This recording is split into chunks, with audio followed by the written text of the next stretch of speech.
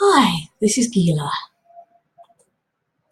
So, what I want to talk about today, I just want to make clear, as I believe fundamentally in freedom and human rights, the right to discover for yourself, I just want to put some thoughts and ideas out.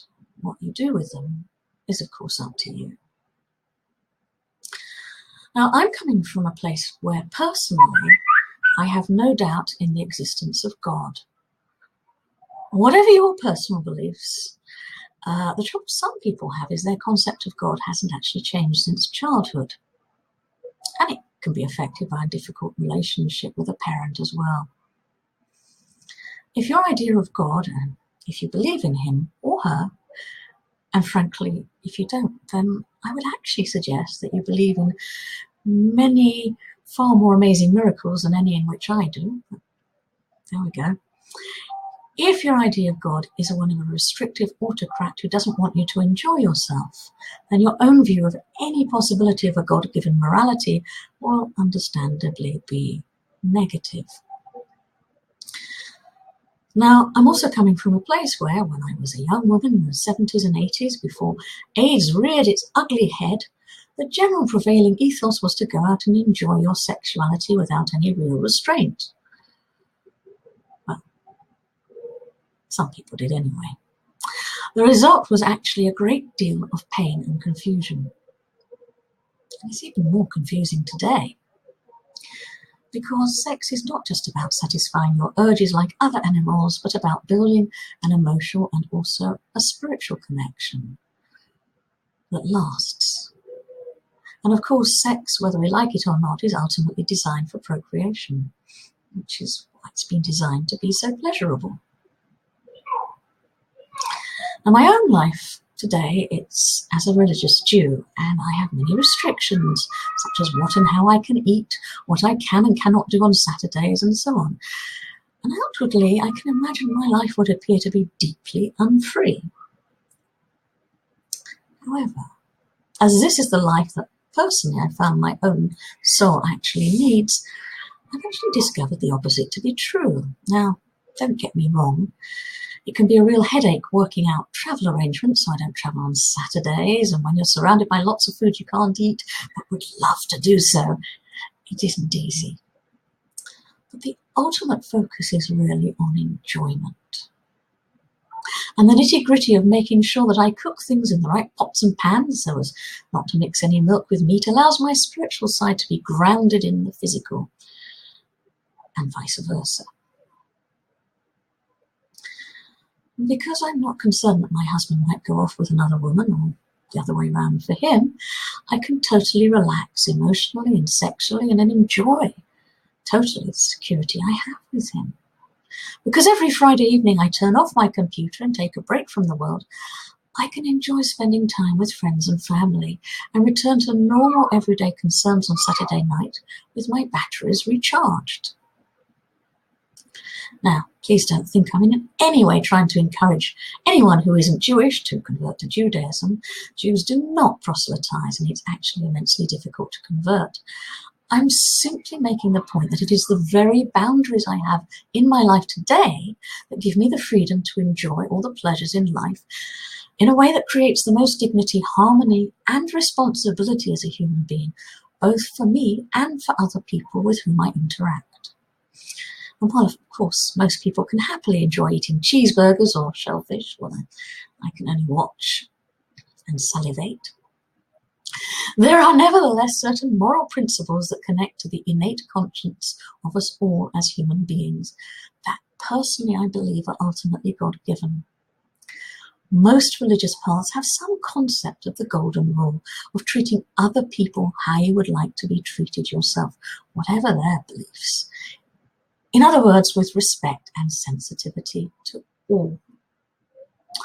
If you were the only human in the world, you could do as you please, but there are 7 billion of us, and growing, and no one can act in isolation.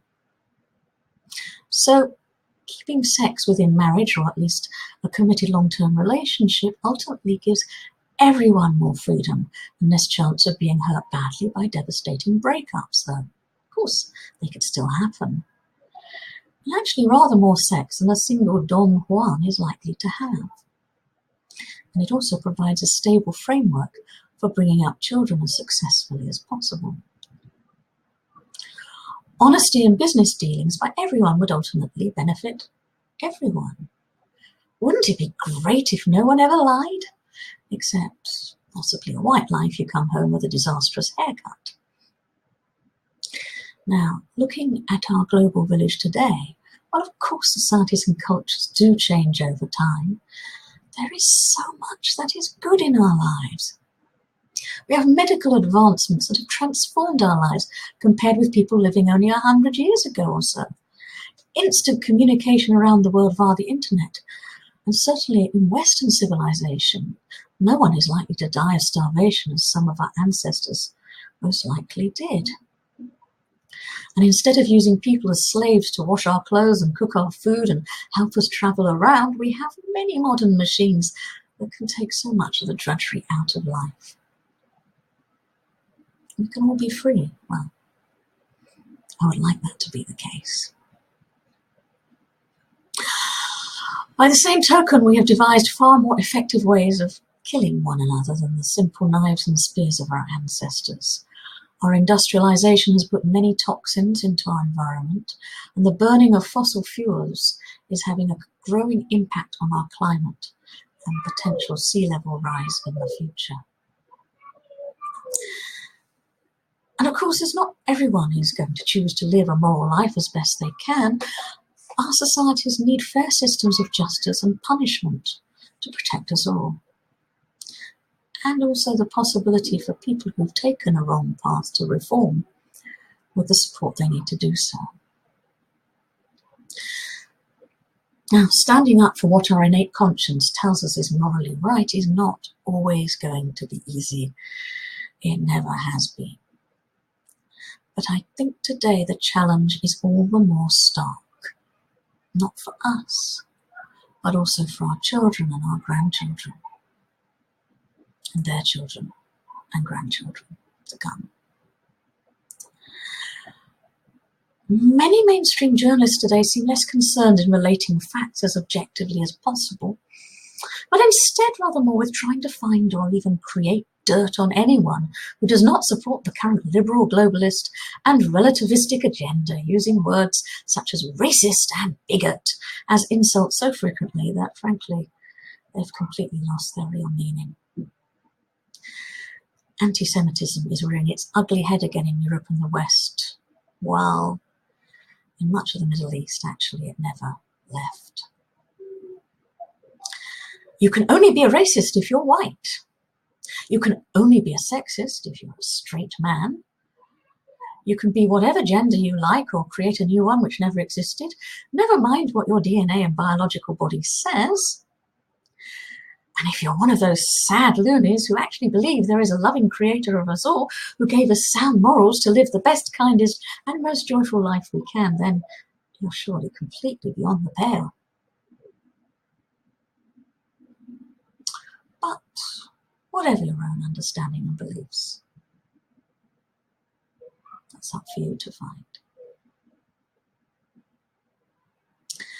Isn't listening to that voice of conscience within, standing up for what is right and naming evil for what it actually is, wherever it is found,